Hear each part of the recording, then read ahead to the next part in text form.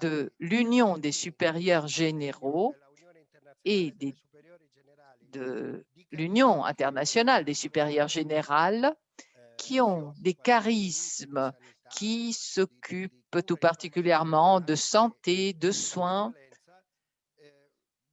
aux malades, eh bien, font ensemble ce chemin pour se pencher sur certains thèmes ou certaines questions qui doivent être approfondies dans nos communautés. Il faut dire que l'activité de la communion a été ralentie ces derniers temps. S'agissant de charisme, donc d'instituts qui travaillent dans les hôpitaux, donc vous pouvez bien comprendre ce que cela a voulu dire au cours de ces temps-là. Aujourd'hui, donc, nous allons écouter la parole d'autorité du professeur Cantel, mais en fait, s'il y a des supérieurs généraux, des supérieurs générales d'instituts qui ont cette caractéristique, c'est-à-dire d'agir dans le monde de la santé et qui veulent donner leur contribution, eh bien, vous êtes les bienvenus. Maintenant, comme nous avons en plus ces outils particuliers, c'est plus facile de se rencontrer. Pour nous tous, nous étions un peu tous des néophytes dans ce domaine, donc dans cette technologie, mais même si cela ne remplace pas les rencontres face à face, c'est de toute façon des outils très précieux. Oui, ce sont des outils très précieux. Alors, je vais demander à la sœur Florence de bien vouloir mettre le speaker view, le streaming. Apparemment, il y a un problème pour la traduction en anglais.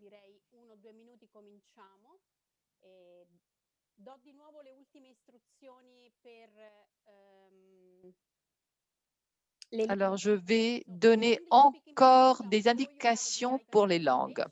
Alors, pour l'anglais, vous pouvez sélectionner English dans l'icône des langues.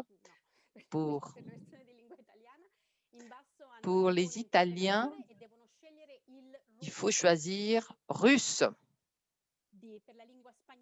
Pour l'espagnol,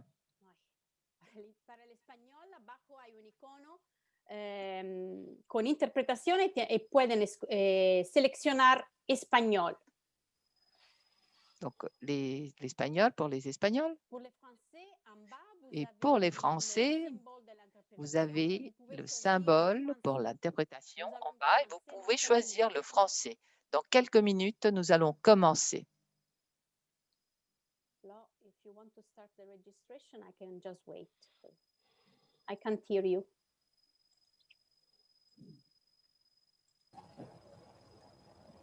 Ready. Ok, ready. So, Padre Carmine. Eccoci. Père Carmine, quand vous voulez, nous pouvons commencer. Je suis prêt. Tout d'abord, je voudrais dire que ces quelques minutes que nous avons passées ici pour nous saluer ont été très beaux. On a vraiment senti cette proximité, cette communion internationale. Chers supérieurs, hommes et femmes, mes salutations les plus cordiales de ma part et de la part de la Commission de santé de l'USG et de la UISG qui ont organisé cet événement. Nous sommes très nombreux, très nombreux, éparpillés dans le monde entier, à être connectés, ce qui montre qu'il y a un vrai intérêt pour ce thème et pour ce moment particulier que nous vivons avec la pandémie.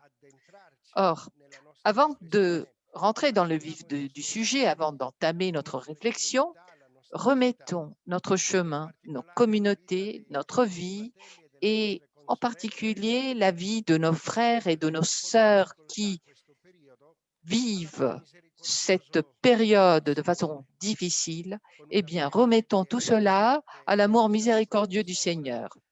La prière nous sera proposé par le frère Daniele Giusti, un combonien qui fait partie de la commission.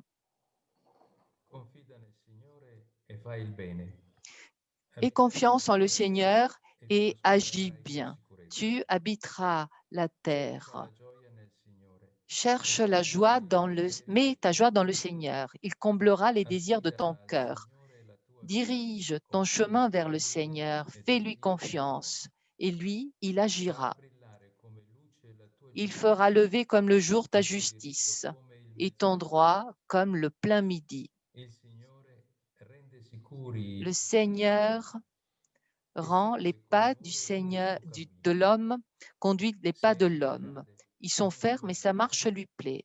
S'il trébuche, il ne tombe pas, car le Seigneur le soutient de sa main. Jamais de ma jeunesse à mes vieux jours, je n'ai vu le juste abandonné, ni ses enfants mendier leur pain.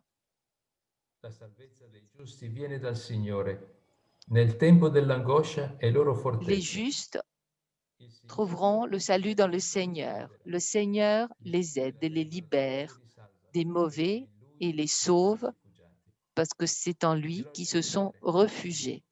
Gloire au Père, au Fils et au Saint-Esprit. Nei secoli dei secoli. Amen. Grazie, fratello Daniele. Merci, frère Daniele. Alors, comme j'ai dit au début, nous sommes bien nombreux venant de tous les coins du monde, connectés ici pour vivre ensemble cette heure de réflexion sur le sujet « Être des supérieurs au temps de pandémie, l'exercice de l'autorité dans les communautés religieuses à l'époque de la COVID-19 ». Alors, je vais dire quelques mots pour introduire ce thème. La semaine dernière, la 94e assemblée de l'Union des supérieurs généraux a été tenue. C'était la première assemblée en ligne dans l'histoire de l'USG. Et le thème était semblable au nôtre, mais avec un regard adressé vers l'avenir en pensant à l'exercice de l'autorité dans l'après-Covid. Plusieurs personnes ont remarqué que cette pandémie a apporté un changement radical dans l'histoire de l'humanité et que plus rien ne sera probablement comme avant. Le père Sosa, qui est jésuite et qui est le président de l'Union des supérieurs généraux, a invité à s'ouvrir un chemin possible, à être disponible à l'imprévu et aux situations nouvelles. Et il a affirmé « Nous ne savons pas encore quels seront les effets de la pandémie sur la vie religieuse et où cela nous conduira. » Tout cela est vrai et nous savons bien que le Seigneur n'a pas assuré à ses disciples une vie facile, sans problème, mais seulement, uniquement, une présence salvifique. Il est avec nous tous les jours jusqu'à la fin du monde pour nous sauver dans l'histoire que nous sommes appelés à vivre, dans les situations et les défis concrets auxquels nous sommes confrontés. En ce temps de pandémie, nombreuses sont les communautés religieuses qui vivent des journées astreignantes, parfois très douloureuses, à cause de la perte de religieux, de religieuses, ou pour pouvoir assurer l'intégrité des membres les plus fragiles de l'institut religieux. En même temps, l'engagement apostolique à être proche, comme des Samaritains et des compagnons de route, n'a pas fait défaut. Donc, pour être proche à beaucoup de personnes malades, jeunes, familles, à travers les différentes activités par lesquelles on annonce l'évangile de Jésus. Donc, c'est un temps où il y a eu des pages douloureuses, mais en même temps des exemples lumineux, des témoignages de charité et d'espérance des témoins de charité et d'espérance qui ont donné littéralement la vie pour leurs frères et leurs sœurs. Vous qui êtes ici présents, et on est bien nombreux, comme je l'ai dit, eh bien, chacun d'entre vous pourrait raconter des histoires de vie et de témoignages de charité jusqu'au martyre.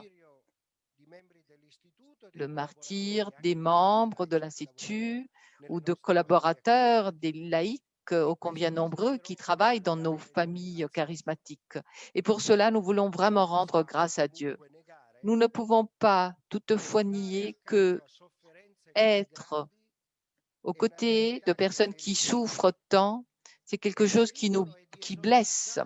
Et le danger, c'est d'exorciser le mal sans vraiment y faire face. C'est un danger qui existe. Un père qui a travaillé à l'hôpital dans le service COVID-19 a dit « J'ai été un témoin privilégié de la vie et de la mort de tant de personnes qui se sont présentées à moi et c'était comme un spectacle de très haute dignité et de redoutable fragilité. J'ai vu l'humain et le divin, la grandeur et la misère, le désir d'infini dans une chair qui se corrompt. Ce que j'ai vu a suscité en moi une lutte, m'a blessé et a entamé un dialogue avec le mystère que l'on pourrait définir ou désigner de duel, un duel. Chers religieux, chères religieuses, ces décombres dans les émotions peuvent être présents et peser sur le cœur de ceux qui ont, même dans le cœur de ceux qui ont choisi de suivre le Christ. Nous devons avoir le courage de l'admettre. Ils sont nombreux ceux qui sont encore en proie de la colère, de la crainte, de la crise de rôle, qui ont un sentiment d'échec, d'égarement, qui vivent une crise de la foi et surtout qui ont peur. Être supérieur en temps de pandémie veut dire essayer de repérer les besoins de tant de religieux qui ont été ou qui sont encore marqués, frappés, blessés par l'expérience de la maladie, aussi bien comme patient que comme agent. C'est pourquoi, parallèlement à la prière qui est nécessaire et au regard dans l'esprit de ce qui se passe, il faut avoir aussi des attentions que les sciences humaines nous suggèrent. Nous avons alors demandé au professeur Tonino Cantelmi de nous aider pendant 7 heures de rencontre à considérer quelles sont les attentions nécessaires qu'un supérieur doit avoir. Un supérieur qui anime une communauté, grande ou petite, en un temps de crise comme celui que nous vivons actuellement. Qui est donc le professeur Cantelmi? Alors, pour ceux qui par hasard ne le connaissent pas encore, qui est donc le professeur Cantelmi? Eh bien, j'ai l'honneur d'être un ami et de professeur Cantelmi. C'est un psychiatre, le fondateur et le directeur scientifique et président de l'Institut de thérapie cognitive interpersonnelle. Il exerce sa profession auprès du Saint-Camille, l'hôpital Saint-Camille de Rome. Il est professeur de psychopathologie auprès de l'Institut de psychologie de l'Université pontificale grégorienne à Rome et dans d'autres universités, et couvre d'autres nombreuses charges. Alors, si vous regardez son CV sur Internet, vous pouvez y passer une après-midi à le lire. Il couvre vraiment beaucoup de charges et sa bibliographie est très, très vaste. C'est pour vous dire que c'est un homme d'épaisseur qui a une grande expérience et il va nous offrir sa parole. Pendant la conférence, vous pouvez écrire des questions sur le chat qui seront donc recueillies et on va trouver un moyen aidé par Patricia pour pouvoir les rediriger à l'intervenant et avoir un moment de partage, d'échange sur ce que nous avons écouté et ce que nous ressentons. Bonne écoute. Alors, je suis bien heureux de donner la parole au professeur Cantelmi. Et puis, nous allons nous revoir pour les conclusions. Benvenuto a tutti. Bienvenue à tout le monde. Je voudrais commencer, alors tout d'abord, en disant merci, Père Carmine, pour cette présentation généreuse. Je vais essayer de parler assez lentement pour les traductions. Alors, je voudrais commencer par une réflexion neurobiologique. Permettez-moi de faire, d'aller dans un domaine strictement scientifique. Quand nous sommes menacés, et il n'y a pas de doute que cette pandémie est une menace, nous la vivons comme une menace, eh bien, quand nous sommes menacés, dans notre cerveau, il y a une zone spécifique qui s'active, qui s'appelle amygdale. Amygdale en français. Alors, cette zone spécifique qui est activée quand on est menacé est une partie très ancienne de notre cerveau. C'est le système limbique. C'est la partie la plus ancienne de notre cerveau. C'est celle qui est liée aux émotions et elle suscite une réponse. Mais pour que notre cerveau puisse répondre, l'amygdale bloque le fonctionnement d'une partie du cerveau qui est le front. C'est le cortex surrénal ou cérébral, pardon, où il y a le plus de pensées. Et pourquoi? Parce que pour faire face à la menace, il faut fuir ou il faut être agressif. Disons qu'il faut qu'il y ait une activité émotive qui l'emporte. Alors, la partie rationnelle est inhibée et c'est l'émotion qui l'emporte. C'est pourquoi beaucoup de réponses à la menace de la pandémie sont irrationnelles souvent. C'est un mécanisme physiologique. Après des millénaires nous sommes en train, nous pouvons, grâce à un développement, maîtriser tout cela. Alors, qu'est-ce que je veux dire par là? Je veux dire que dans le monde entier, il y a une activation des émotions qui est très forte, qui peut limiter notre capacité d'être rationnel. Et un événement comme celui qui a été organisé par le Père Carmine et par la Commission est utile pour apporter un peu de rationnel, de réflexion. Il est intéressant de remarquer qu'on a fortement besoin de cela.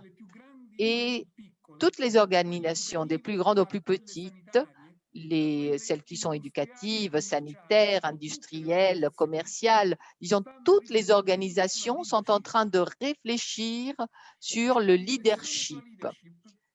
Alors, la réflexion sur le leadership est un point central pour répondre non pas par les émotions aux menaces, mais d'une manière rationnelle.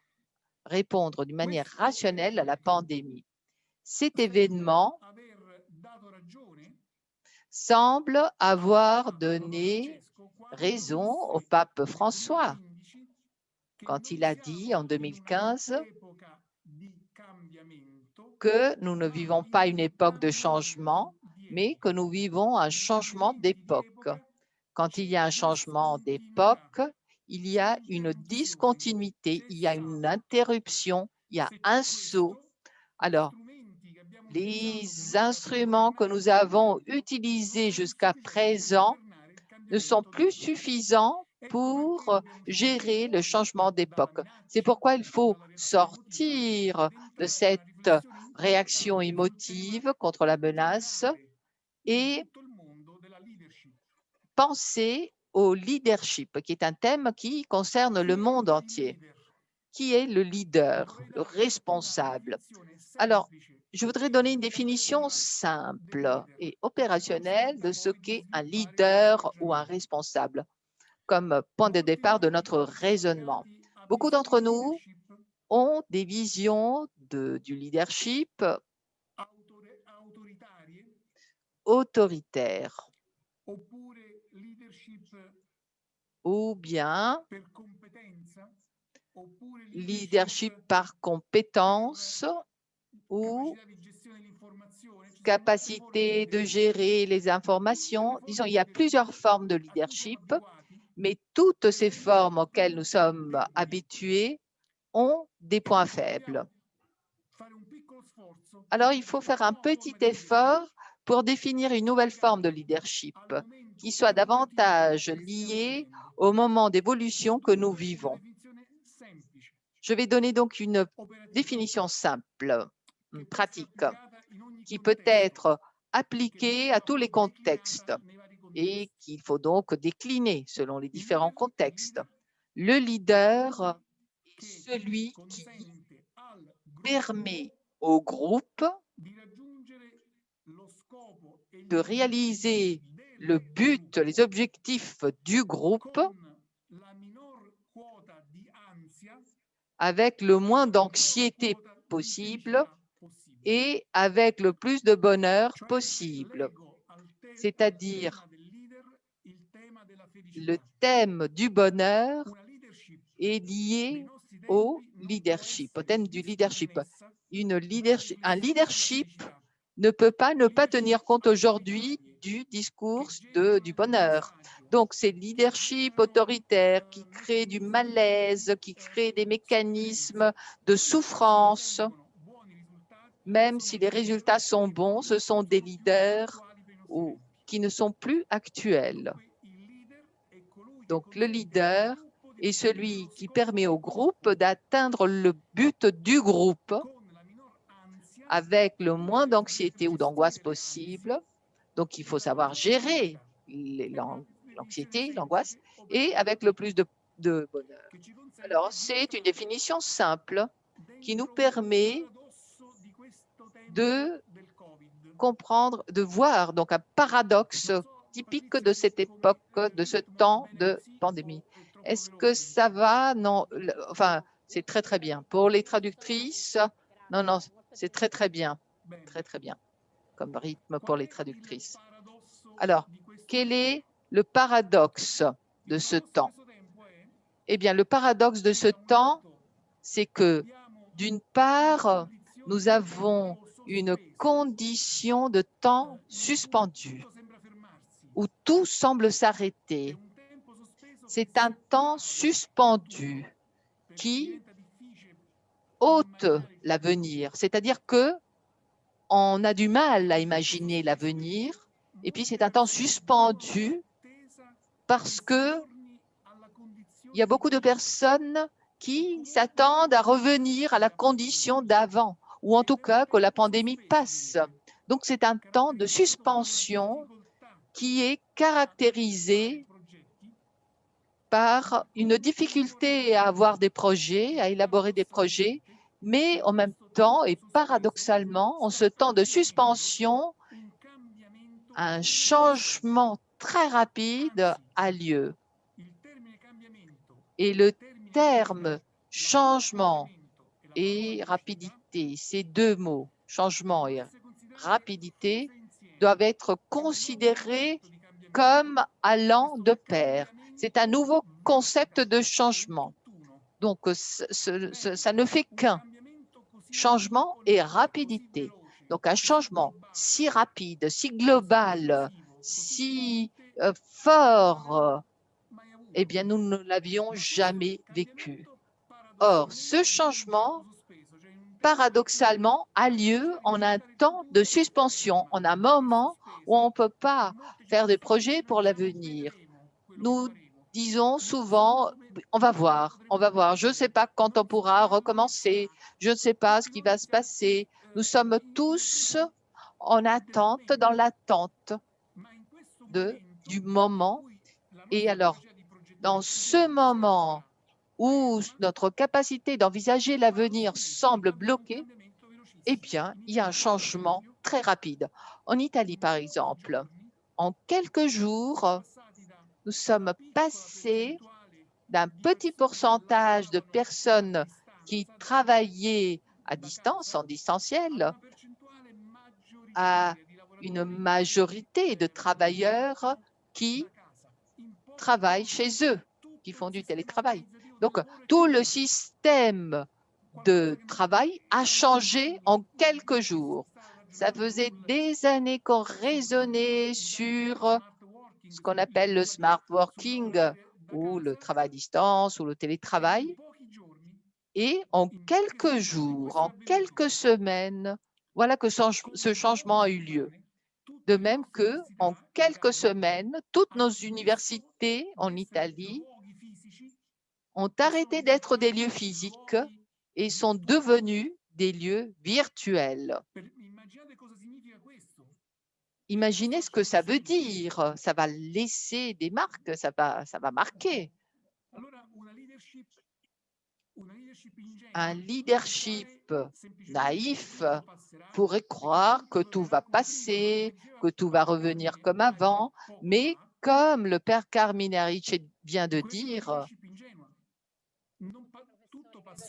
La mia collega vuole dire qualcosa. Florence, c'è qualche oui, problema? Florence, est-ce qu'il y a un problème? Patrizia, È un stacca po' il tuo troppo audio. veloce. Thank you. Un po' troppo veloce, sì, mi scusi, perché parla anche concetti un po' complessi da tradurre. La ringrazio. C'è qualcosa in Apparemment, c'est pareil, c'est rapide. Florence? No, è unicamente troppo veloce per le traduttrici. Grazie. Perfetto. Grazie. Dicevo quindi che c'è questo grande paradosso che le leadership Donc, il y debbono a ce grand paradoxe auquel les leaders doivent se confronter, c'est-à-dire gérer ce thème du changement, cette notion changement en rapidité. Et il faut développer une nouvelle capacité, c'est la flexibilité, la souplesse psychologique. Et il faut aussi avoir la capacité de gérer ce temps de suspension et de récupérer une autre capacité, une autre habileté qui est celle de savoir futurer, c'est un néologisme, c'est-à-dire avoir la capacité de envisager, de penser à l'avenir. Je voudrais dire aussi que quand nous pensons à l'avenir, au futur, eh bien, nous pouvons avoir deux images en tête. L'image de l'écroulement, et il y a une théorie qui a été élaborée. Le futur, le temps est si rapide qu'on n'arrive pas à le gérer et donc tout va s'écrouler. Donc cette idée d'écroulement, ou bien l'autre image, c'est l'accélération, les accélérationnistes, c'est-à-dire ceux qui pensent que le futur va s'accélérer, que la technologie sera la réponse à l'accélération et qu'il n'y aura pas d'écroulement, mais il y aura une domination de plus en plus importante de la technologie. Il y a donc une confiance dans la technologie, dans l'intelligence artificielle, dans la solution technologique de notre futur.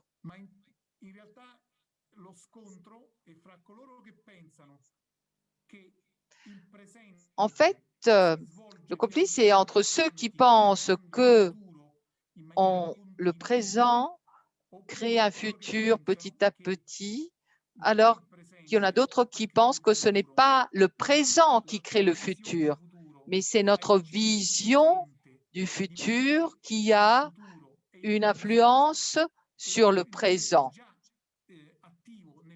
Donc, le futur est déjà actif dans le présent. Donc, votre vision du futur influence le présent.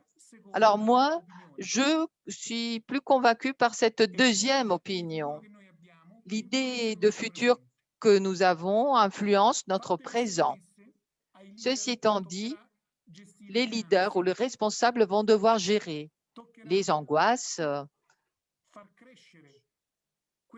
vont devoir faire augmenter la souplesse psychologique.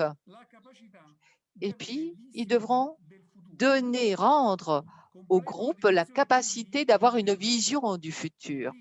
Donc, le leader est celui qui permet au groupe d'atteindre l'objectif du groupe avec moins d'anxiété possible et plus de bonheur possible, mais dans le cadre d'une vision du futur qui est pleine de signification. Donc, le leader, c'est celui qui arrive à gérer une vision du futur qui a un sens très fort. Pour ceux qui viennent de Grande-Bretagne et qui aiment Shakespeare, je voudrais rappeler qu'il y a une œuvre très importante de Shakespeare où il y a un grand leader ne sait pas gérer le changement, il n'arrive pas à avoir une vision du futur et il se passe quelque chose d'extraordinaire. C'est au XVIIe siècle et c'est le roi Lear de Shakespeare. Ce roi âgé, ce roi qui a beaucoup de compétences, ce roi dont le nom dit un de ses serviteurs, Kent, est autorité, fait autorité. Ce roi est si compétent et si fort et en même temps, il ne comprend pas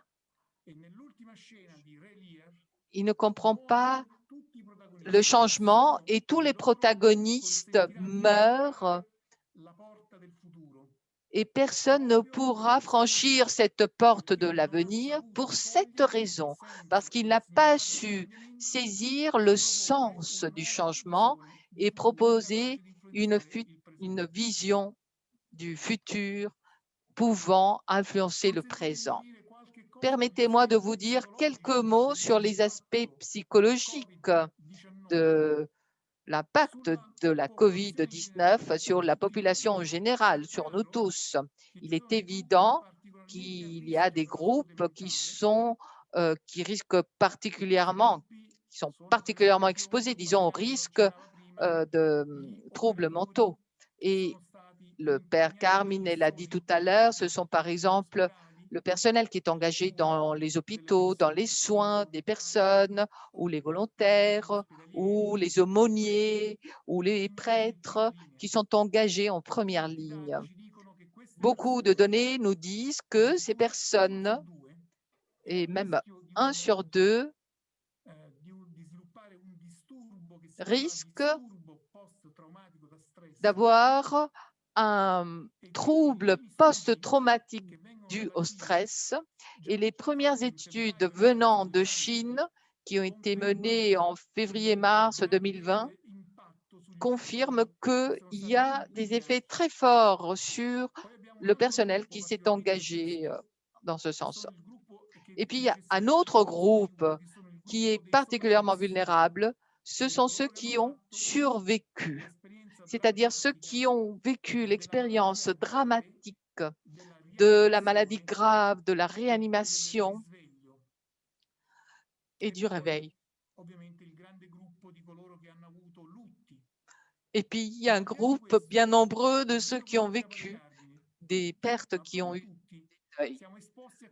Nous sommes tous exposés à cette menace et nous devons tous gérer certains aspects psychologiques.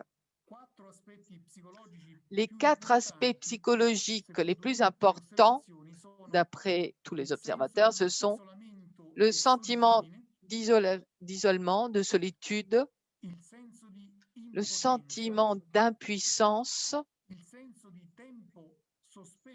le sentiment de se sentir bloqué, arrêté, suspendu, et puis la gestion de l'angoisse, de l'anxiété.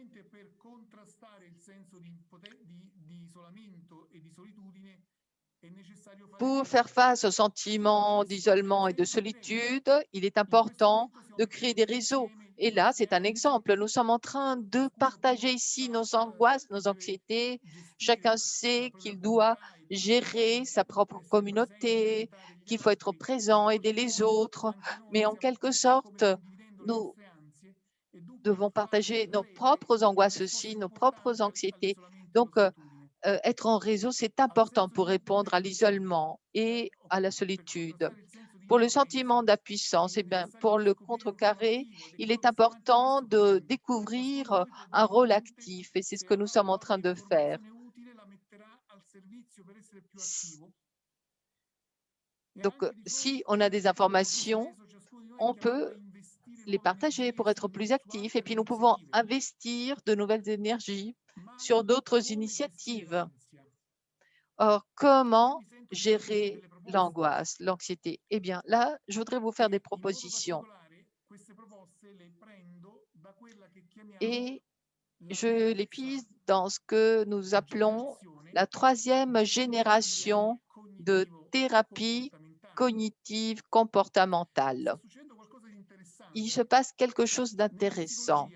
Dans la psychologie, au cours de ces dernières années, des mots comme pardon, acceptation, compassion, vie significative, orientée vers les valeurs et non pas guidée par les émotions, eh bien, des expressions comme celle-ci ont un succès nouveau en ce moment.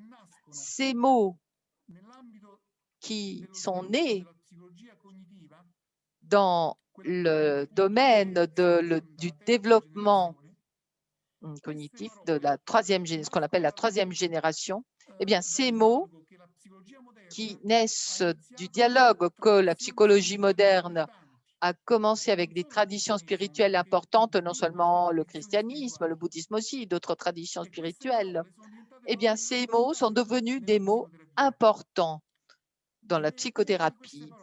Et c'est un de ces mots que je voudrais vous livrer d'un point de vue du psychologue, en tant que psychologue. Alors, parler de ces mots à des prêtres, à des religieuses, c'est toujours un risque. Cela comporte toujours un risque parce que pardon, acceptation, compassion, valeur, eh bien, tous ces mots, vous les interprétez avec notre vision philosophique, religieuse. Mais en fait, ce sont des mots qui ont assumé un sens scientifique très dense, très fort. Et le mot sur lequel je voudrais travailler avec vous aujourd'hui, c'est le mot compassion. La compassion d'un point de vue psychologique et l'autocompassion. Beaucoup d'études. Et là, vous êtes sûrement très fort dans ce domaine. Vous allez comprendre très vite ce que j'essaie de vous dire. Eh bien, beaucoup d'études scientifiques ont montré que la compassion, et je vais essayer de vous dire ce que cela veut dire pour nous, les psychologues et les psychiatres, eh bien, la compassion et l'autocompassion, c'est-à-dire la compassion de nous-mêmes, c'est quelque chose qui active le bien-être parce qu'elle désactive ce mécanisme de réponse à la menace et active un système de auto-soin, soin de soi-même. L'autocompassion, cela fait partie d'un système émotionnel qui biologiquement, émotionnellement, neurobiologiquement est dans notre ADN. Et c'est le système du prendre soin. Le système du prendre soin. Eh bien, il y a le soin et en même temps, il y a la compassion. Donc, la psychologie a découvert cela. Alors, il y a des primates, des singes, qui savent prendre soin de leurs semblables et d'autres espèces aussi. Mais nous avons des exemples de soins qui remontent à il y a des milliers, des centaines d'années. Il y a des squelettes de personnes qui ont décédé après de longues maladies, donc qui ont été soignées il y a des millions d'années. Alors, le soin est fortement lié à la capacité de compassion. Aujourd'hui, nous tenons beaucoup de séminaires spécifiques sur ce thème avec les personnes pour aider à gérer l'angoisse, l'anxiété en ce temps de Covid, en activant ce mécanisme de compassion. La question est simple.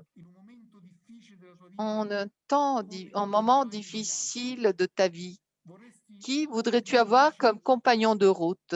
Est-ce que tu voudrais avoir quelqu'un qui te dit comme tu es inadéquat, tu es incapable, quelqu'un qui vous juge, ou préférez-vous avoir quelqu'un qui vous dit courage, je suis à côté de toi, j'essaie de t'aider, tu peux y arriver. La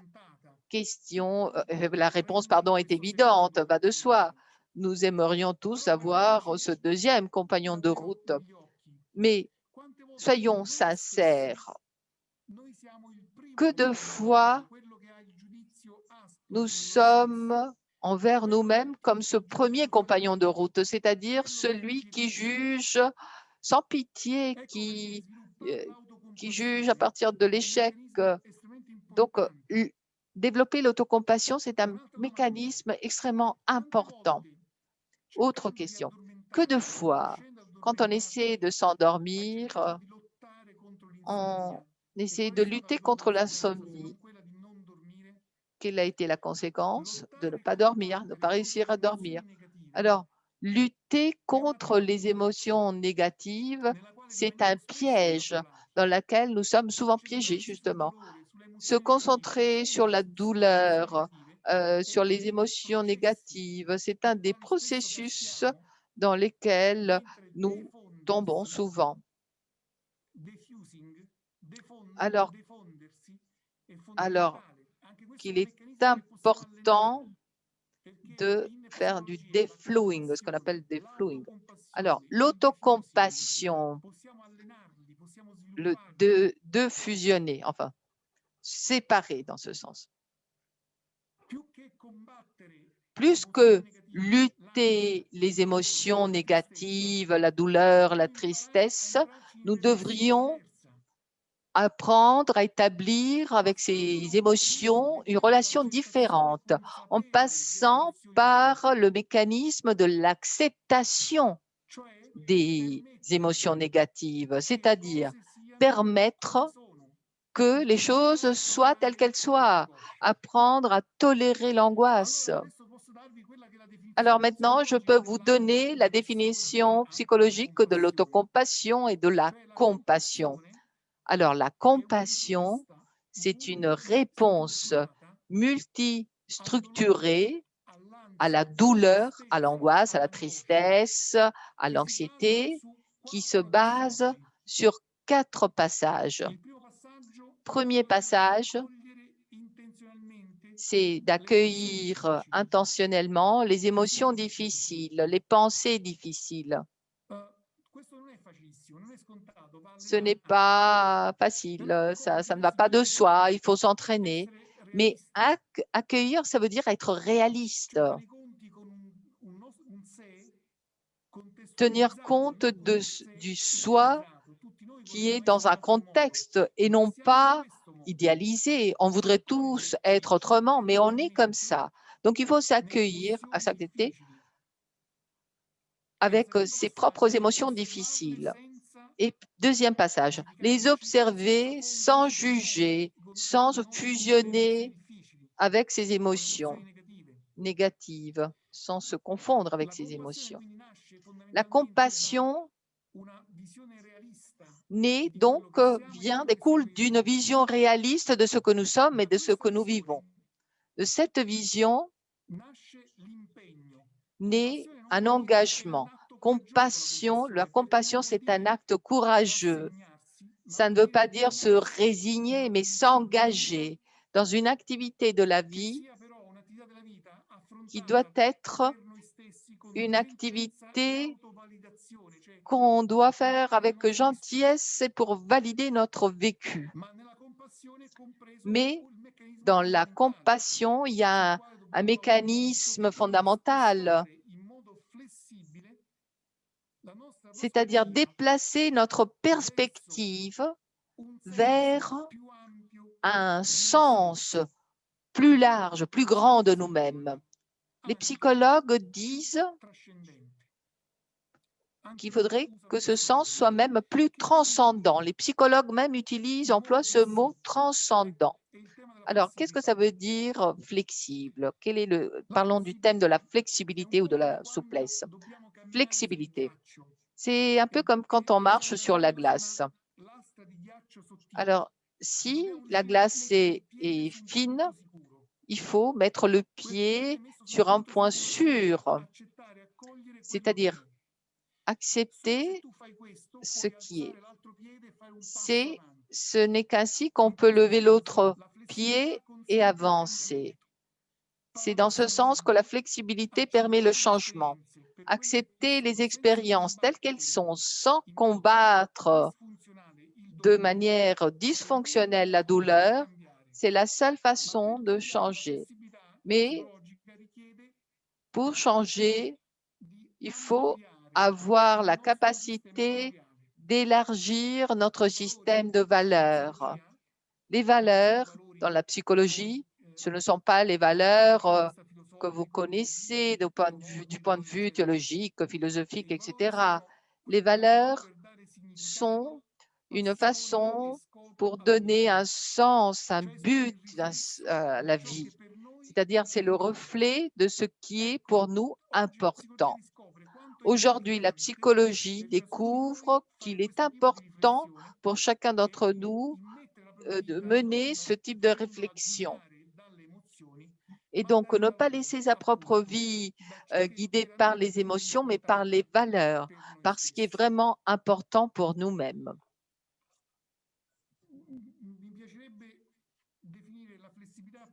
Je voudrais définir la flexibilité psychologique comme une nouvelle configuration de notre esprit se basant sur certains éléments. Et ces éléments ont été codifiés en psychologie. Donc, élargir les valeurs, accepter l'expérience telle qu'elle est, l'engagement, la diffusion, c'est-à-dire, oui, ne pas être fusionné, le contact avec ce que nous sommes et la mindfulness, c'est-à-dire la conscience, prise de conscience. Eh bien, ces 6 éléments de la flexibilité peuvent être entraînés, peuvent être renforcés. Que pouvons-nous faire pour les entraîner? Pour qu'il y ait flexibilité, avant la flexibilité, il y a un état d'âme qui est très beau, qui est très intéressant, mais en même temps douloureux, que nous appelons l'inspiration créative. Au moment où on arrive à être en contact avec nous-mêmes, avec les émotions négatives, sans se juger, sans être dur avec soi-même, eh bien, à ce moment-là, on a peut-être la capacité de lâcher prise, de ne plus s'accrocher aux stratégies, aux comportements auxquels on s'est toujours accroché pour combattre contre la douleur, la tristesse et l'anxiété. Alors, c'est seulement dans ce moment de désespoir créatif qu'on peut renoncer donc avec ces outils avec lesquels on a géré. Alors, ce n'est qu'au moment de ce désespoir créatif qu'on peut abandonner tout ce à quoi on était accroché et voir qu'il y a d'autres choses. Et c'est ce qu'on appelle la créativité basée sur la compassion. Alors, il y a beaucoup de parcours qu'on peut suivre. Un parcours les parcours qui concernent le corps, qui concernent l'esprit, qui concernent les émotions, des parcours qui concernent les relations et des parcours qui concernent l'esprit. Et c'est ce qu'on dit aussi en psychologie. Alors, en ce qui concerne le corps, il y a une question. Quand il y a quand on est stressé, comment traite-t-on le corps? Que fait-on pour aider le corps? Alors, les parcours qui concernent l'esprit, il y a une question aussi. Comment prenez-vous soin de votre esprit quand vous êtes stressé? Est-ce que vous pensez que vous devez ouvrir de nouveaux espaces ou bien vous luttez contre cette douleur et vous restez accroché à cette douleur? On dit donc qu'il ne faut pas, il faut arrêter cette lutte. Il ne faut pas lutter contre les émotions négatives, mais les accepter. Et puis, comment améliorer les relations?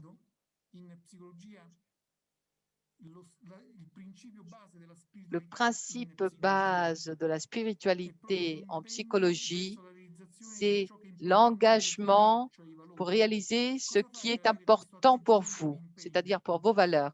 Donc, que faites-vous pour vous engager dans ce sens? Eh bien, tout cela demande un entraînement. Alors, je pense que un leadership moderne, qui doit être une servant leadership, c'est-à-dire un leadership au service, capable d'ouvrir des parcours de compassion et d'autocompassion dans le groupe. Permettez-moi de vous dire qu'il y a beaucoup d'ouvrages. Il y a un ouvrage qui vient d'être publié, désolé de faire de la publicité, bon, c'est un livre dont je me suis occupée aussi, qui s'appelle Psychologie de la compassion, publié par Saint Paolo, mais dans le monde entier, on peut trouver des livres sur ce thème.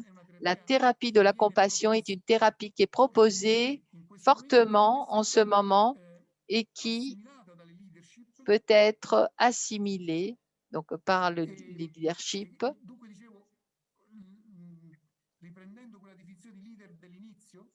Donc, pour revenir à la définition de leadership du début, alors le leader, c'est celui qui permet au groupe de réaliser l'objectif du groupe avec le moins d'anxiété possible.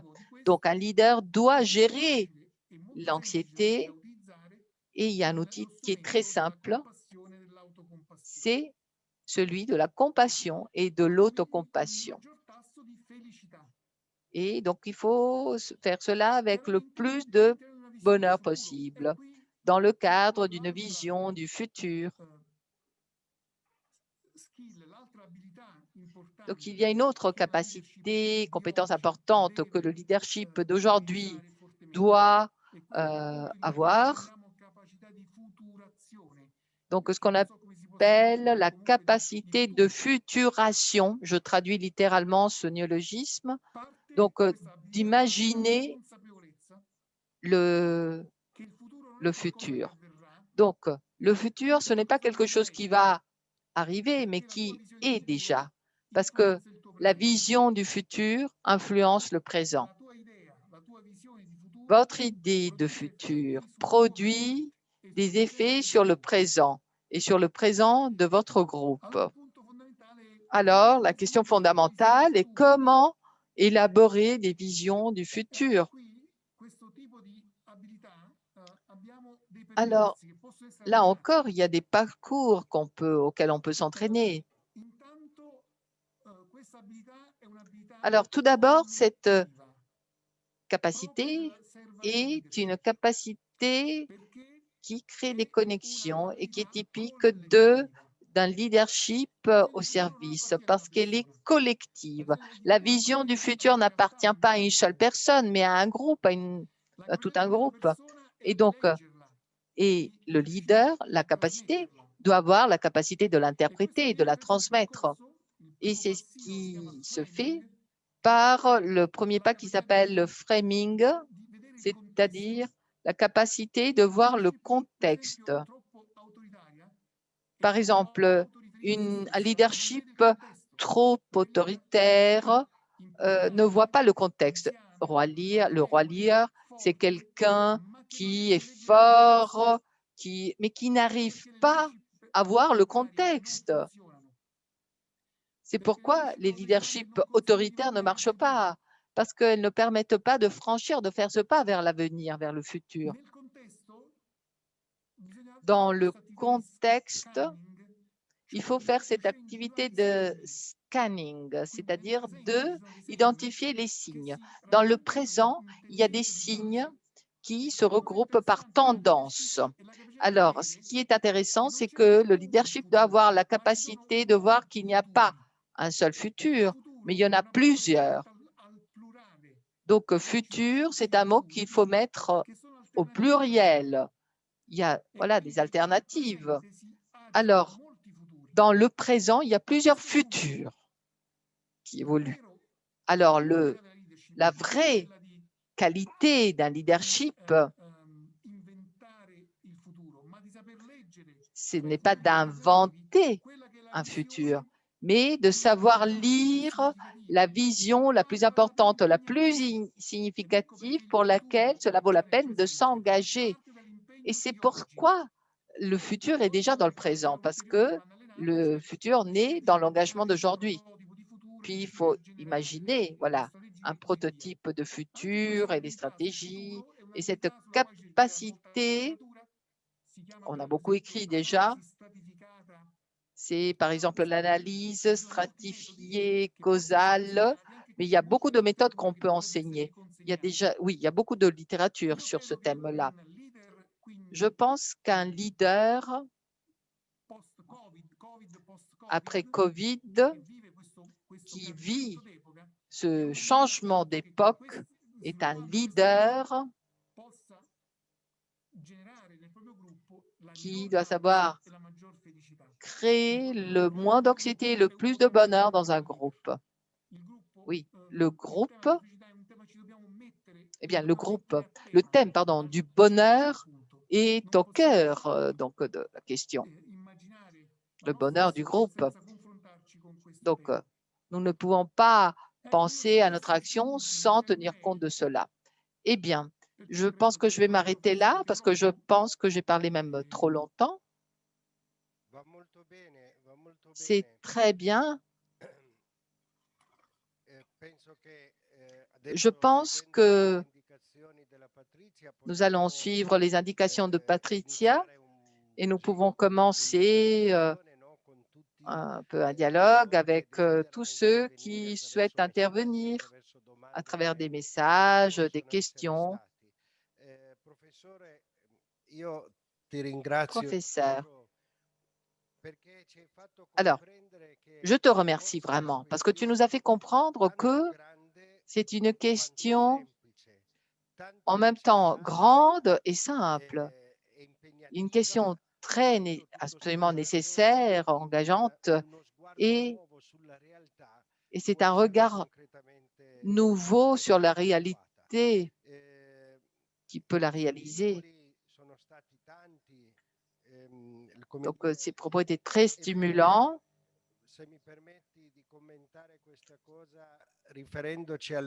Alors, en ce qui concerne nos communautés religieuses, je tiens à dire que c'est vrai.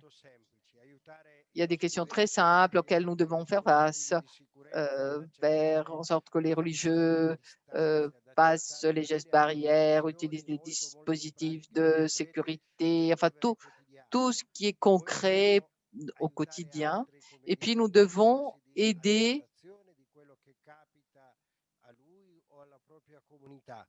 comment accepter ce qui se passe à la communauté ou à soi-même. Mais s'il n'y avait pas justement un horizon de valeur, un sens comme tu nous l'as présenté aujourd'hui, c'est comme une symphonie. L'un et l'autre sont importants. J'aurais vraiment beaucoup de choses à dire, mais je voudrais laisser la place aux questions. Par exemple, une question dit, y a-t-il des parcours ou des méthodes pour développer ces activités? Oui. Alors, d'abord, c'est intéressant de voir que tout cela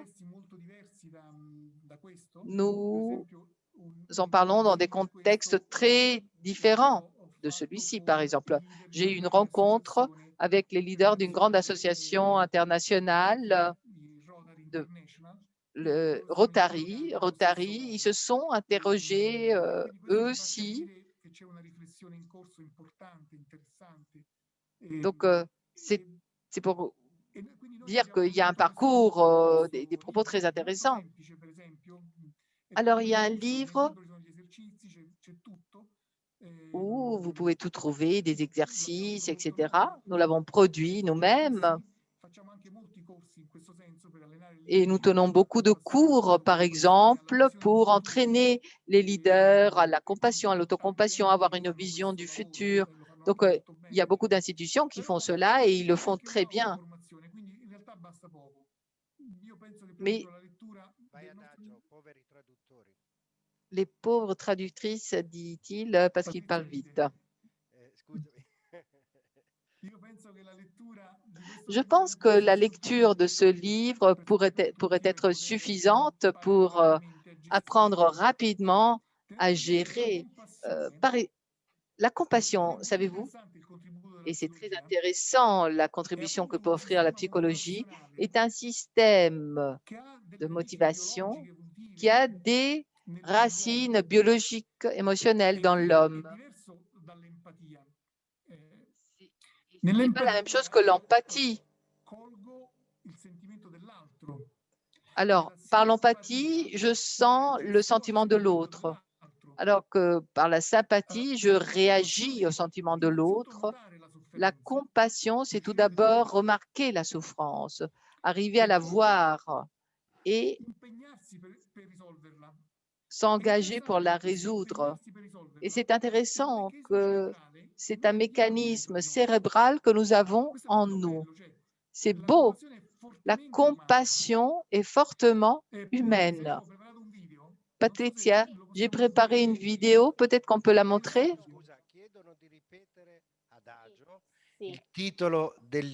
Alors, le titre du livre, de l'ouvrage, est-ce que vous pouvez le demander, le répéter? Un des outils. Tu as l'occasion de faire de la pub. Alors,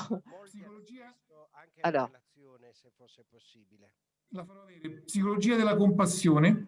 Psychologie de la compassion, édition San Paolo. Les hommes. Oui, j'ai cherché chez les femmes, dit Patricia, mais je ne l'ai pas trouvé. Donc, c'est San Paolo, les hommes. Il y a beaucoup de questions. Est-ce qu'on peut passer la vidéo? Alors, oui, je voudrais vous dire qu'il y a plus de 700 personnes qui sont en train de vous suivre, non seulement les personnes qui sont ici, mais aussi sur YouTube.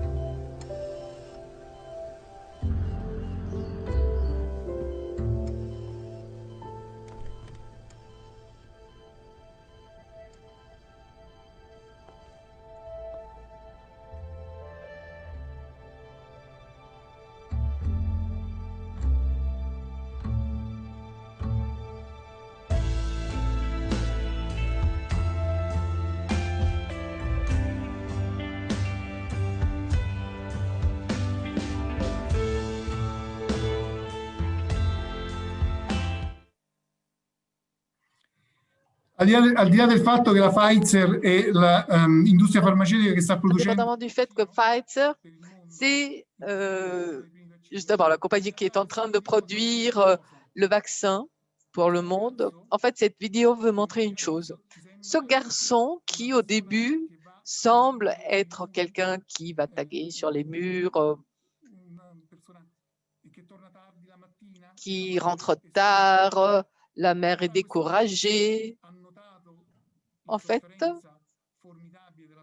ce jeune a remarqué la souffrance de sa petite sœur et donc lui a offert un encouragement à sa façon. Et ça, c'est une compassion. Alors, j'ai vu une question en espagnol où on dit que dans certaines cultures, la compassion est comprise comme une qualité féminine. Alors, comment travailler la compassion, non pas comme empathie? En fait, la compassion, c'est le courage. Ça veut dire s'engager, comme fait ce jeune. Il prend un engagement vis-à-vis de la sœur pour l'encourager, pour lui donner de la force. Donc, ce n'est pas empathie, c'est quelque chose de plus. Ce n'est pas de l'altruisme.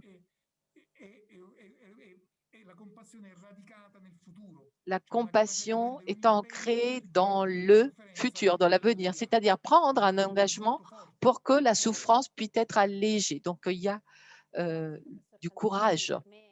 Merci, professeur Antel, mais c'est pour moi un honneur de vous écouter parce que j'ai lu beaucoup de vos ouvrages.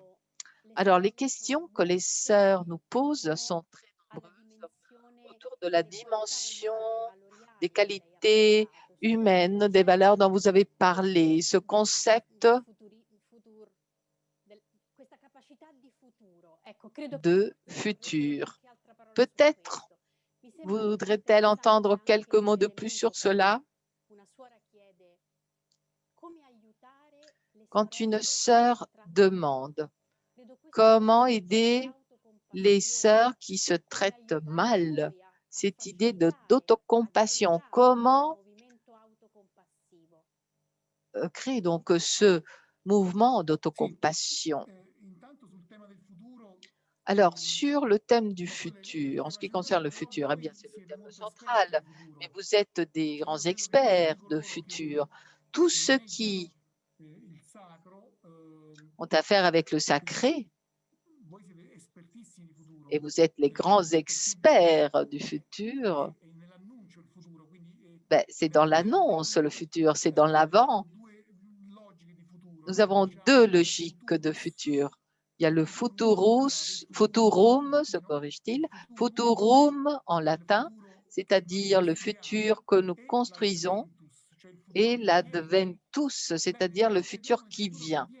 Eh bien, nous croyons dans le futur qui vient. Alors, comment ça se passe? C'est à travers notre vision du futur dans le présent. Il y avait une très belle question dans le chat, mais en même temps dramatique, parce que vous disiez, mais si le leader n'arrive pas à avoir la vision, que se passe-t-il s'il n'arrive pas à la saisir, cette vision? Alors, la construction de la vision du futur est un phénomène collectif. Donc, le leader est celui qui interprète.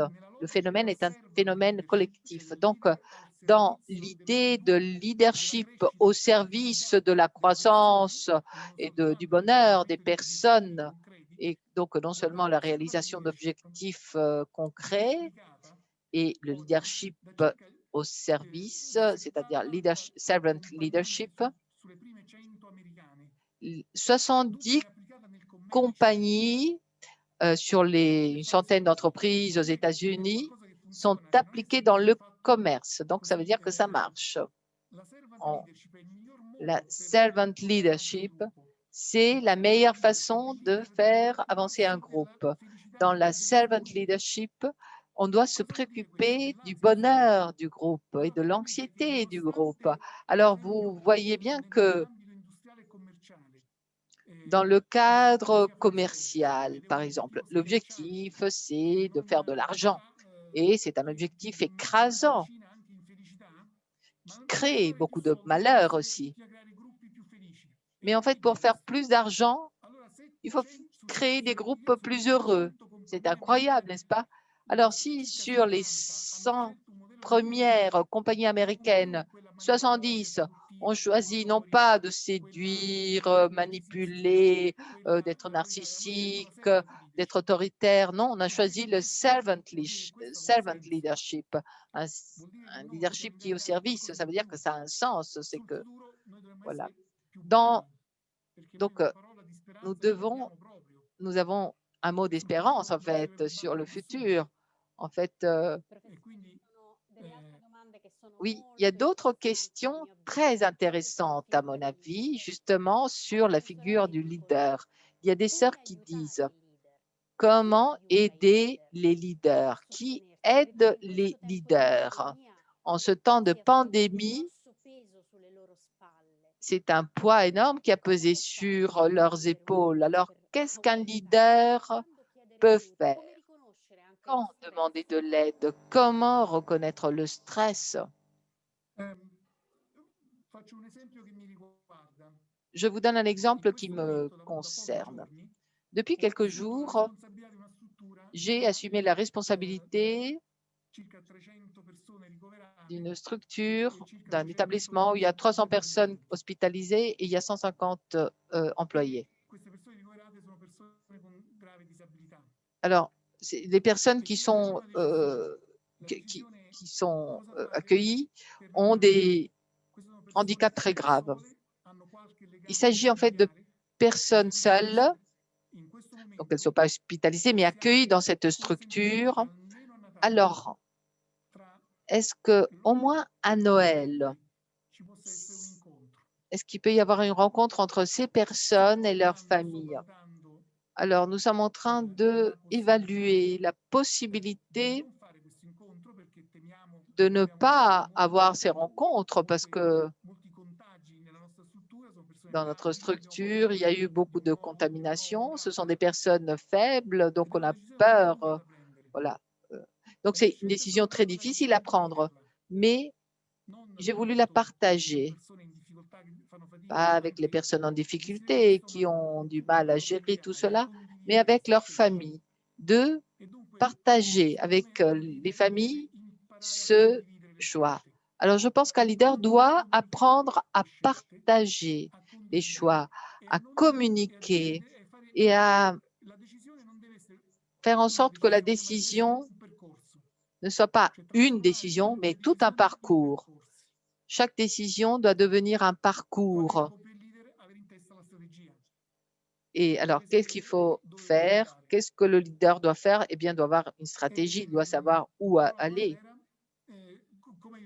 Oui, donc comment aider les leaders était la question. Un des pièges mentaux où je risque parfois de tomber, c'est la pensée catastrophique. S'il y a quelque chose qui ne va pas, eh bien, la pensée va vers la catastrophe. Alors, j'ai appris à lâcher ces pensées catastrophiques et à les considérer comme un fait temporaire, automatique, et à prendre donc un recul par rapport à cela. Si un leader apprend tout cela, eh bien, il y a toujours un effort qu'il faut faire. Donc, les leaders ont besoin, eux aussi, de soutien. Et le choix du père Carmine a été, par exemple, ce séminaire, c'est une forme de soutien. Alors, la possibilité que les leaderships se confrontent. Autrefois, on faisait des groupes d'entraide. Donc, former ces groupes où on peut admettre ses propres fragilités. Voilà, ça, c'est le genre d'aide qu'on peut offrir aux leaders. Merci. Il y a beaucoup de remerciements, aussi bien dans le chat là que sur YouTube. J'ai l'impression que nous respirons mieux depuis que nous écoutons vos propos. Et alors, je voudrais reprendre 2 points du chat. Alors, il y a le sentiment de mort qui habite certaines communautés et qui peut mener à la négativité, à la dépression. Et l'autre élément, c'est comment aider certaines sœurs qui ne voient que la douleur, la catastrophe, qui ont du mal à construire une vision de futur, surtout les sœurs les plus âgées. Oui, excusez-moi, dit-elle, je dis sœur, mais c'est religieux et religieuse.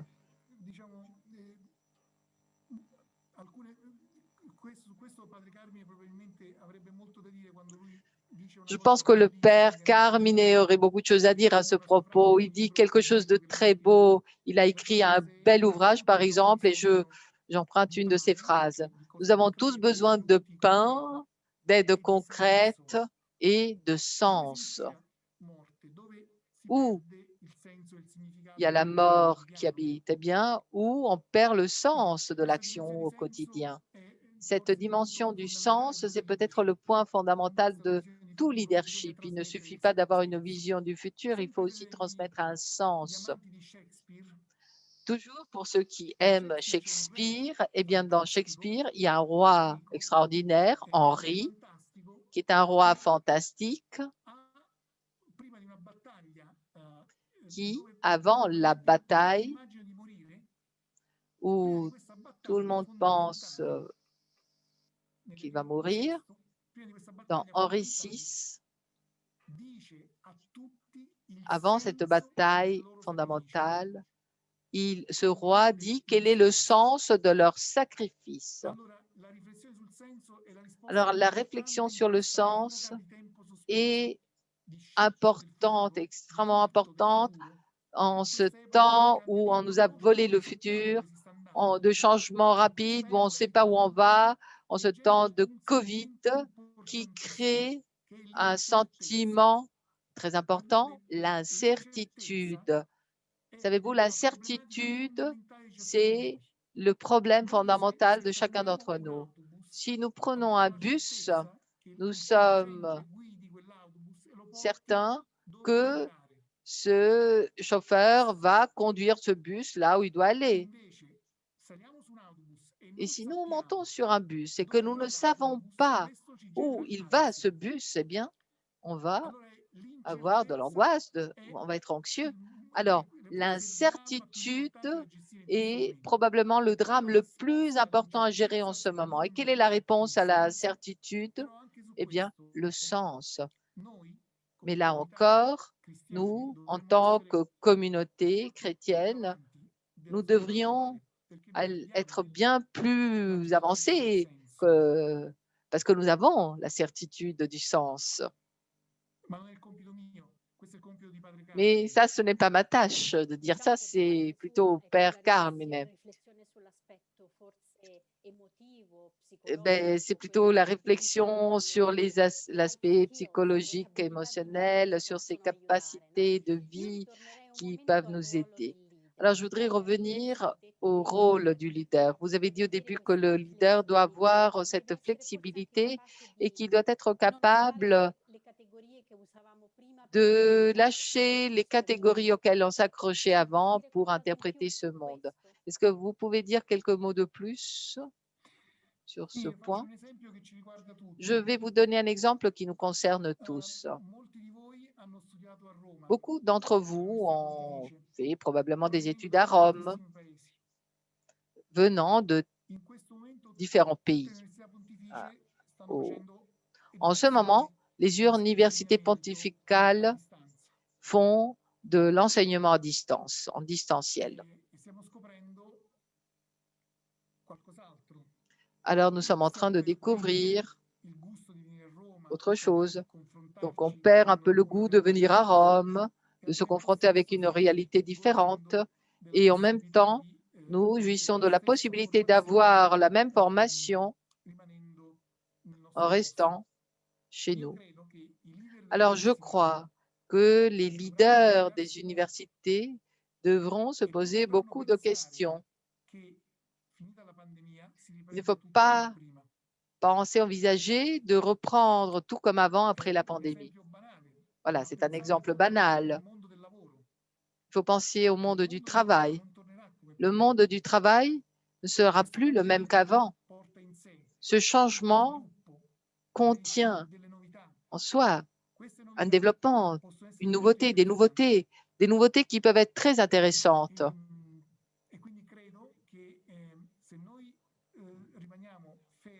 Si nous restons arrêtés à l'idée que dans un an, le monde va revenir comme il était avant, eh bien, on risque de faire ce qu'a fait le roi Lear, c'est-à-dire qu'on ne va pas franchir le seuil du futur. Permettez-moi de revenir au thème du numérique dont vous avez parlé au début. Vous êtes aussi un expert en ce sens. Che riprende la frase di Padre Carmine, bisogno di pane e di senso. Besoin de pain et de sens. Je cite là le chat, que ces paroles sont vraies pour faire face à l'avenir, aussi bien au niveau personnel que communautaire. Sœur Fernanda. Alors, Sœur Fernanda, c'est une sœur de San Camillo. Est-ce qu'on peut lui laisser la parole? Est-ce qu'elle est d'accord? Peut-être on peut donner la possibilité à quelqu'un d'intervenir. Si vous préférez parler, vous pouvez lever la main ou demander la parole dans le chat. Permettez-moi de poser une question, à mon avis, importante au professeur. Il y a eu des considérations importantes sur passion, mort, résurrection et l'expérience que l'on vit, le regard de l'espérance. Je sais que le professeur va sourire parce qu'on en a déjà parlé, mais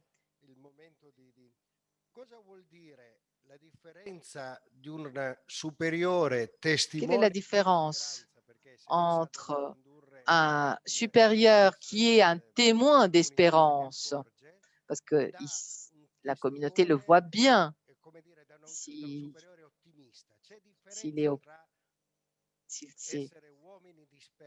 est-ce qu'il y a un leader et un supérieur optimiste? Est-ce qu'il y a une différence entre une personne qui est simplement optimiste et une personne qui est une personne d'espérance? C'est très beau ce que vous dites. Alors, j'ai participé à un congrès où justement il a expliqué la différence entre optimisme et espérance. Alors, Alexander Quintero dit en espagnol, je vais le traduire, le problème, ce n'est pas le sens de l'action, le sens de l'être. La différence entre optimisme et espérance, c'est ça. L'optimisme, c'est dire que tout ira bien. L'espérance ou l'espoir, c'est dire, on ne sait pas comment ça va se passer, mais nous sommes certains que ce qui va se passer a un sens. Justement, comme il est dit dans ce chat, le sens de l'être, si j'ai bien compris ce qui est dit. Nous ne sommes pas optimistes. L'optimisme, le pessimisme, ce sont des catégories de la pensée qui ne nous aident pas à être rationnels. Mais nous avons de l'espoir ou de l'espérance. Une sœur a fait un commentaire aussi en disant comment donner un sens au sentiment de mort que l'on a. Voilà, c'est quoi qu'il arrive, tout cela a un sens. Je propose une minute de pause pour faire reposer nos interprètes. Vous pouvez vous reposer aussi. Et puis, on va demander aux personnes qui veulent intervenir ou qui veulent partager une expérience lentement pour que nos traducteurs puissent traduire. Oui, quelques secondes de pause alors.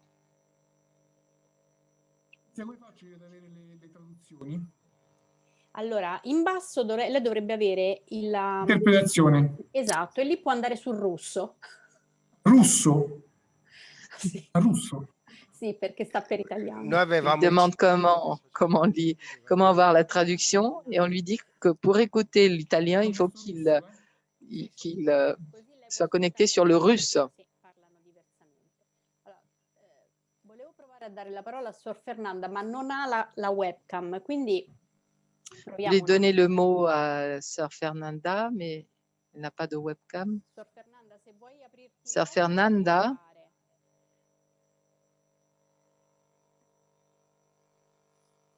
Vediamo se riusciamo. Sor Fernanda. Tra l'altro Sor Fernanda abita vicino Roma e Sœur Fernanda habite à côté de Rome. C'est les filles de Saint-Camille.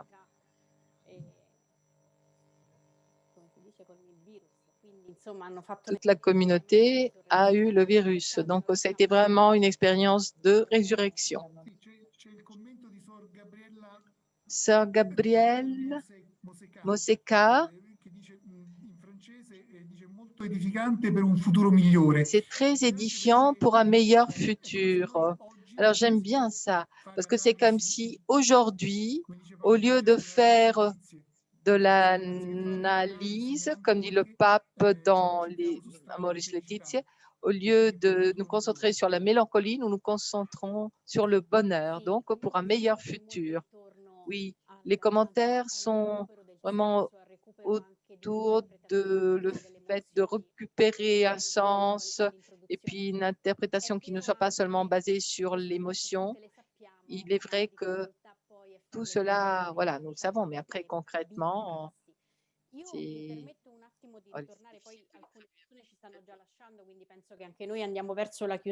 allons vers la conclusion. Il y a déjà des sœurs qui sont en train de quitter, mais je voudrais vous poser une dernière question. Considérez-vous qu'il peut y avoir des effets nuisibles pour nous qui, dans le monde entier, depuis un an, nous passons du temps sur des outils numériques? Est-ce que vous pouvez nous aider à voir le futur, un an ou deux, pas plus? Quels sont les effets et quels vont être les effets sur la communauté par rapport à ces instruments numériques? Un écrivain italien a parlé de l'insurrection numérique, c'est-à-dire qu'il y a une révolution numérique. Le changement est incroyable. Je vais vous donner juste un indicateur. L'Organisation mondiale de la santé, en janvier de cette année, a considéré que les jeux vidéo pouvaient créer des dépendances. En mars, il a déclaré que les jeux vidéo étaient un outil très utile pour le loisir. Donc, quelque chose a changé. L'insurrection numérique a gagné. En Italie, nos jeunes sont tous devenus, pendant quelques mois, des hikikomori, comme on dit en japonais, c'est-à-dire qu'ils se levaient le matin, se connectaient avec leur école, faisaient des jeux vidéo toute l'après-midi, regardaient Netflix ou Amazon, les séries ou avaient des apéritifs virtuels. Donc, quelque chose s'est passé. Qu'est-ce qui s'est passé? C'est que la technologie l'a emporté. La technologie a montré son importance essentielle. Alors, qu'est-ce que cela implique sur le cerveau, sur l'esprit? Eh bien, cela implique beaucoup de choses. Parce que la technologie active le cerveau plus ancien que nous avons, celui qui est rapide, et fait moins marcher celui qui est plus réflexif. Donc, il y a une zone plus émotionnelle qui se développe. Notre cerveau devient de moins en moins symbolique, notre apprentissage plus perceptif. Donc, disons que les fondements, enfin, La connaissance change, la capacité de, mais aussi au niveau, pas seulement au niveau cognitif, mais aussi affectif. Dans le mois le plus tragique que nous avons eu en Italie, c'est-à-dire au mois de mars, quand il y avait des centaines de morts, eh bien, l'emploi du web a eu une explosion dans deux aspects, sexuels et spirituels. En Italie, nous avons eu une explosion de contenu, conversation, chat à contenu sexuel ou spirituel. C'est incroyable. Mais les deux montrent un besoin de vie de façon différente. Nous devons nous interroger sur cet aspect parce que c'est insupportable l'idée que toute la relation puisse être remplacée. Mais nous devons tenir compte de cette technologie et même les leaders religieux, les plus réticents à la technologie, doivent en tenir compte. Le monde a changé en quelques semaines.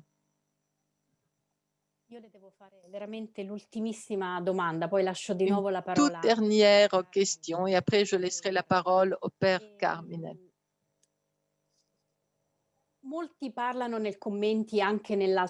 Dans les commentaires, même dans l'autre chat, beaucoup parlent de la capacité de créer le futur et des émotions positives. Mais vous avez parlé d'un point très important. Il ne faut pas refouler la douleur, l'anxiété, la souffrance. Est-ce que vous pouvez nous aider à mieux comprendre cet équilibre que nous devons chercher? Alors, nous cherchons tous le plaisir et nous voudrions éviter la douleur. Ça fait partie de nos mécanismes. Quand nous avons du plaisir, nous avons tendance à répéter l'action. Quand on éprouve la douleur, on essaie de fuir, de le supprimer, de le nier. Donc, ce sont deux conditions qui mènent à l'échec. Chercher sans cesse le plaisir nous rend esclaves, nier la douleur, c'est impossible. Cela nous rend rigides. Alors, le point fondamental, ce n'est pas refouler, mais c'est de ne pas nier, c'est d'en tenir compte. Alors, j'ai lu pratiquement tout ce qui a été écrit sur le chat de Zoom et j'ai beaucoup apprécié parce que nous avons tous ressenti ce besoin d'avoir un regard vers l'avenir, vers le futur. L'homme est de par sa nature futuriste. Patrizia, en ce moment, tu es en train de penser à ce qui va se passer bientôt. Et le Père Carmine est en train de penser à ce qu'il va dire dans quelques secondes. Nous sommes tous futuristes. Nous essayons de comprendre ce qui va se passer, comment nous allons réagir. Pour commencer, j'ai essayé de comprendre comment vous pouviez réagir. Donc, nous sommes toujours plongés dans un futur proche, mais le vrai enjeu, c'est avoir la capacité d'envisager un futur lointain. Dans le chat, quelqu'un a employé le terme intergénérationnel. Alors, c'est très beau. C'est un futur qui doit concerner non seulement moi-même, mais aussi les générations à venir. Donc, cette capacité d'envisager un futur intergénérationnel est un besoin qui, me semble-t-il, a été réactivé dans ce chat et ça m'a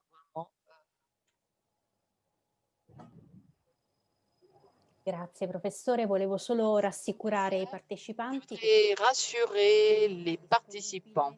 Dans quelques jours, l'enregistrement de cette rencontre sera disponible dans les 4 langues. Et si le professeur peut nous envoyer un texte, on pourra l'envoyer.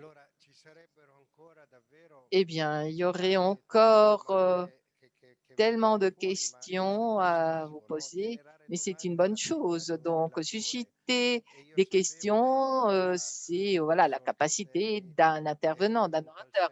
Et moi, je savais que le professeur Cantelmi avait cette capacité et je le remercie. Il y a un aspect, par exemple, dont tu as parlé et qui mériterait d'être approfondi pour les supérieurs. Eh bien, ce sont certaines pathologies qui sont aggravées par la pandémie et qui concernent la dimension affective, la dépendance de la pornographie et tout ce monde qui est en train d'exploser. Hier, il y a eu un grand congrès justement sur ce sujet-là. La relation du professeur Fagioni pour l'Académie pour la vie a été comme un cri pour attirer l'attention sur ces thèmes. Mais bon, nous n'avons pas le temps. Mais je voudrais dire aux supérieurs que s'il y a des thèmes auxquels vous tenez particulièrement et qui concernent la pandémie et qui concernent le domaine de la santé, eh bien, la commission est à votre service. Le Conseil des 10, pour l'instant nous sommes 10, donc le Conseil des 10 pourra approfondir, réfléchir et élaborer, voilà, ou prévoir des événements comme celui-ci. Donc nous sommes à votre service. Alors, voilà, nous voulons vraiment agir dans ce sens. Alors, je voudrais terminer parce que je vois que Patricia me regarde d'un mauvais œil. Je plaisante, évidemment. Patricia, elle est extraordinaire. Avant de terminer, je voudrais remercier le professeur, mais je vais le faire un peu mieux. Je voudrais remercier Patricia parce que déjà, elle a aidé à préparer cette rencontre avec une légèreté. Ah, il n'y a pas de problème, on va y arriver, on va faire ceci, cela. Elle est vraiment extraordinaire. Aux traductrices, vous ne pouvez pas imaginer l'effort que cela demande. Et puis, quand il y a quelqu'un qui parle en arabe, c'est pour dire qu'il parle un langage spécialisé. C'est dans ce sens que je voulais dire arabe. Alors, à la ISG et à la USG, merci beaucoup. Et merci à tous. Alors, je voudrais terminer en disant que être un thème comme celui-ci, être des supérieurs en temps de pandémie, eh bien, le risque, c'était de chercher des recettes. Alors, pour les religieux qui vivent des difficultés, que devons-nous faire? Il y a eu un peu des questions concrètement, que faut-il faire, etc. En fait, il n'y a pas des recettes toutes faites, mais il y a la recette. Il n'y en a qu'une qui est résumée dans ce mot, compassion, tel qu'il a été décliné pendant cette heure et demie par le professeur. Je pense que jamais, comme aujourd'hui, comme en traitant ce thème, cela est important. Voilà, on peut revoir la vidéo, prendre quelques notes. Et puis, deuxième point, j'ai essayé de faire ce travail que l'on fait, de voir la fréquence des mots. Vous savez, il y a un programme, une application, et on voit que voilà le mot le plus employé, le mot qui est au deuxième plan, et il y a 10 mots qui ont été employés par le professeur dans son intervention. Donc, chiffre biblique, donc 10, des mots qui sont… Je vais essayer de les dire. Je vais faire la liste de ces 10 mots. Et puis, le professeur va me dire si j'ai bien compris. Compassion, bonheur, flexibilité, futur va venir, sens, conscience, parcours, communication, réseau et relations. Voilà, ces 10 mots ont été répétés à plusieurs reprises dans l'intervention de notre professeur et il me semble qu'elle résume ce que nous avons entendu et qu'il faudra encore approfondir, certes, mais il faut convaincre nos religieux que le masque est important, même dans les communautés où l'on vit tous ensemble, quand nous sommes dans les espaces communs. Nous devons convaincre nos religieux que c'est une occasion de grâce que nous vivons, qu'il n'y a pas de malheur en Dieu.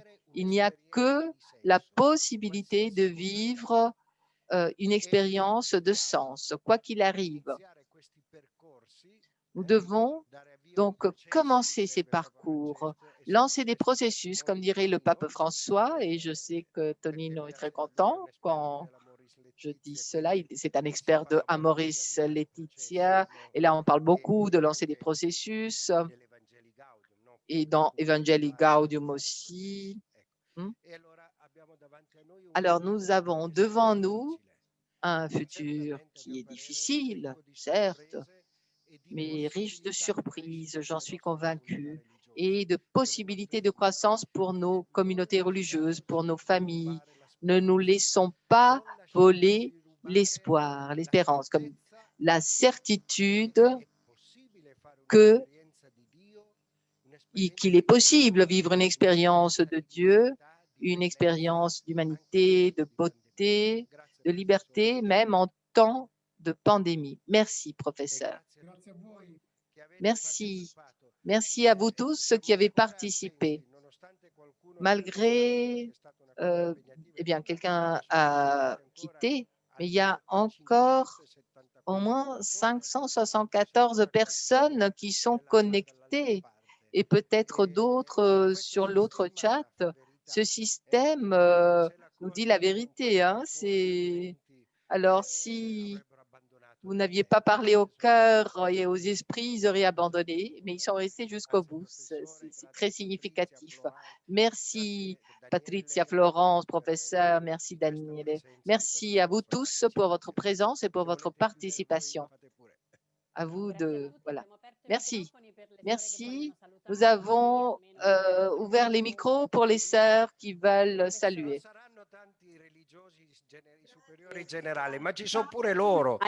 Alors, ils sont peut-être pas nombreux, les hommes, mais ils sont quand même présents. Voilà, il y a quand même 2 genres, au moins 2 genres, mais n'oublions pas qu'il y a au moins 2 genres. Grazie, ciao. Ciao. Grazie.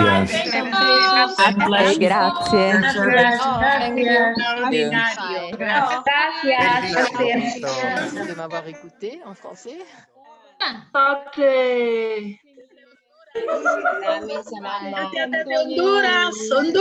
Honduras. Desde El Salvador. Gracias.